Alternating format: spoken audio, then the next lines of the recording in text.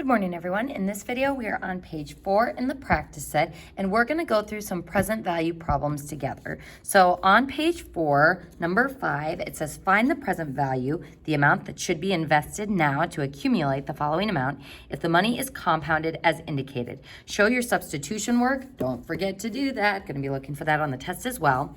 And our hint is you are given A and you are solving for P. So let's go ahead and write that formula. And again, for the test, you will be given a formula sheet, but you will need to know the types of problems that are requiring to use what formula. So we are looking for present value.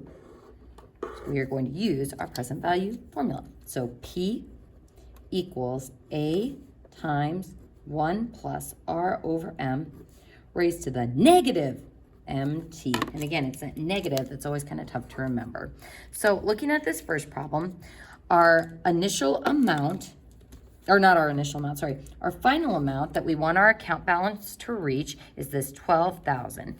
This is our rate, so as a working decimal, 0.0485, and it's compounded annually. So folks, if it's compounded annually, how many times a year is that? Once. So M is equal to 1. And then 6 years then would be our time. So plugging these values into the formula, again, this is the one step of work I am looking for.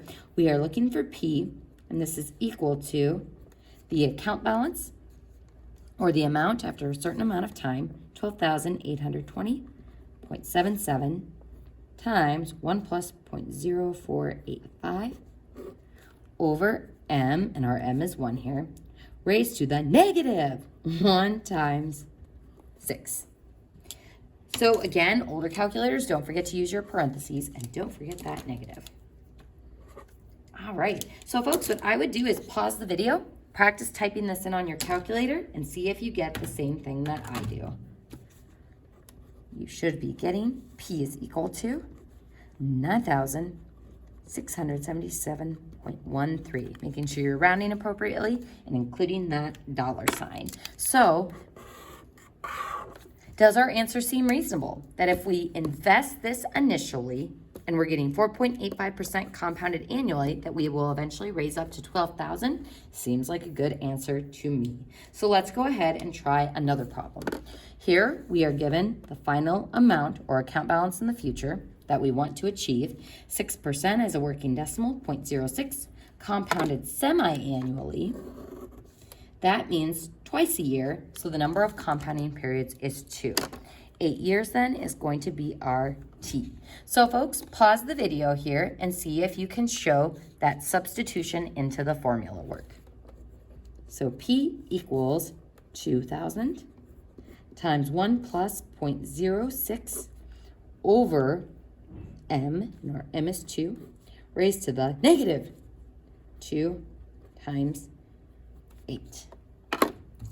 And just in case you had trouble on the last one, I'll go ahead and type this one out in the calculator. So 2,000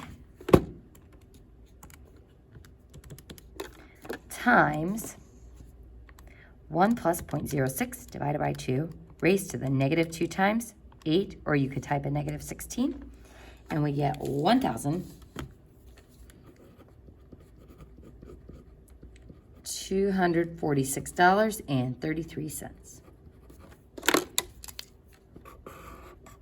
So that's the principal that would eventually reach the amount of 2,000 at that given interest rate. So folks, all on your own, try number 3. And when you are done, you can unpause the video. There's our amount. There's our rate. Compounded quarterly means 4 times a year, 9 years. So P equals 8,800, 1 plus 0.05 divided by 4, raised to the negative 4 times 9. And I always joke about that, folks, and, emphasize the negative, but seriously, it is one of the more common mistakes on our test over this content. So just making sure you're using the right formula and not forgetting any of those little details. So on this one, 8,800 times 1 plus 0.05 divided by 4, raised to the negative 4 times 9, gives us 5,000 $626. And don't forget that important zero at the end. We don't say 0.8 cents. It has to be 80 cents. And that would be our present value or principal final answer. Now, number eight is kind of a challenge problem. So there's a couple of sort of tricky things with this one, which is why we're going to go through it together. First, it says a department has ordered 8 new Dell computers at a cost of $2,309 each. The order will not be delivered for 6 months.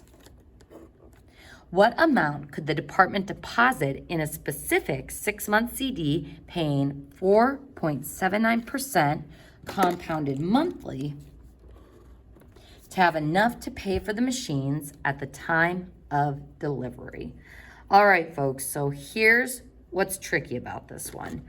First, we want to have enough to pay for the machines. So this looks like it's going to be our final amount, but it's not just $2,309. That's the price per computer. So our A is actually going to be this times 8. So again, reading the questions carefully, sometimes this is what the ACT will try to do to you. So 2,309 times 8 means that the entire computer purchase will be $18,472. So that's going to be the amount we want to get to. Then the order will not be delivered for 6 months. Ooh, here's the other tricky part of this problem. Hopefully you're starting to get in the habit of checking your units for T, because T always needs to be in terms of years. So how many years is 6 months? T is equal to 6 over 12, which you can leave as this, or you can say a half of a year or 0.5. Just make sure that your unit, anytime you're using T, is in terms of years, because those interest rates, no matter when they're compounded, are annual interest rates. So this one pays 4.79% compounded monthly, so 0.0479 for the rate. And then compounded monthly means our M is 12 times per year, to have enough to pay for the machines at the time of delivery. So we want to know how much to invest as the principal so that we can get this needed amount of $18,472 to pay for the computers. So we're saying, hey, since we have to wait to pay until the computers arrive, let's invest a certain amount of money now so that the interest we get is going to help make up for the difference. So $18,472 times 1 plus our rate, 0.0479, over our M, 12, raised to the negative 12, times 6 over 12.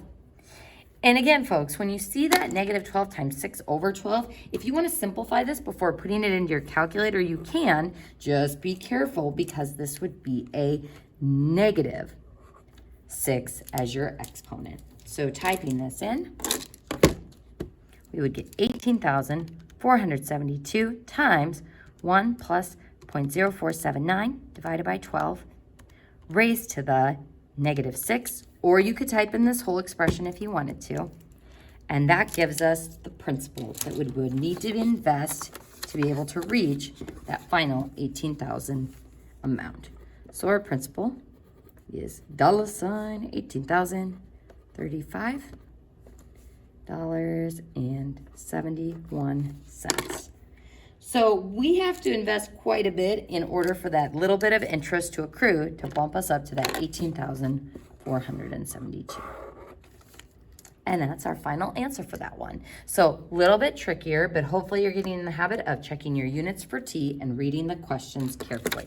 Let's go ahead and do one more together. Looking at number 9, up at the next page, it says Steve May wants to have $30,000 available in 5 years. So that is the account balance somewhere in the future. 5 years is the time, and it's in years, so that's good, for a down payment on a house. He has inherited $25,000. How much of the inheritance should he invest now to accumulate to $30,000 if he can get an interest rate of 5.5% compounded quarterly? All right, so the 30,000 that he wants to get to is definitely our A. So P is what we are looking for. How much of the inheritance should he invest now? So P, hopefully it's not going to be more than that 25,000 because then he won't have enough to invest. So P is what we are looking for. How much should he invest now to accumulate that A amount of $30,000? Times 1 plus the rate, so 0.055, divided by its compounded quarterly, so our M is equal to 4. So divided by 4 and then raised to the negative 4 times, and then T is 5 years. Typing this into our calculator, we get 30,000 times 1 plus 0.055 divided by 4 raised to the negative 4 times 5, or you could just type in negative 20. And this gives us our principal investment amount of $22,829.89. So that 4 isn't enough to bump us up, so 89 cents. So how much of the inheritance is he going to need to invest now to get up to 30,000?